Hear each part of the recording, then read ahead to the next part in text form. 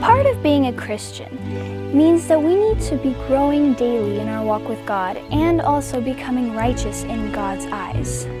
But since we are humans born in sin, we often worry about our ever attaining that goal of righteousness.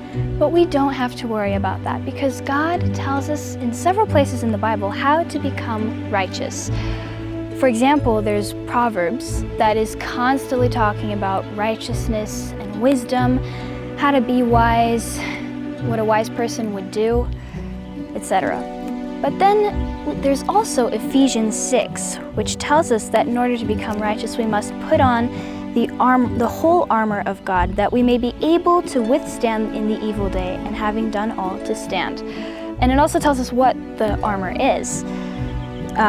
Having your loins girt about with truth, having on the breastplate of righteousness, and your feet shod with the preparation of the gospel of peace. Above all, taking the shield of faith.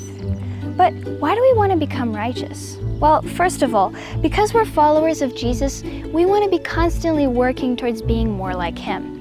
And secondly, in Psalms chapter 1, we see that there are several blessings that come with being righteous. And Psalms also tells us how to be righteous, which is a plus. Blessed is the man that walketh not in the counsel of the ungodly, nor stands in the path of sinners, nor sits in the seat of the scornful. But his delight is in the law of the Lord, and in his law he meditates day and night. He shall be like a tree planted by the rivers of water, that brings forth his fruit in his season, whose leaf also shall not wither, and whatever he doth shall prosper.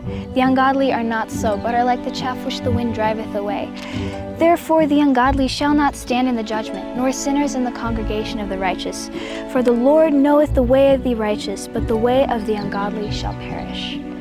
And lastly, in Psalms 92, we find a beautiful section, verses 12 through 15, that I think ties in really well with Psalms 1. The righteous shall flourish like the palm tree.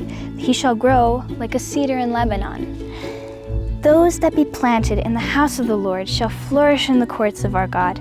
They shall still bring forth fruit in old age. They shall be fat and flourishing, to show that the Lord is upright. He is my rock, and there is no unrighteousness in him.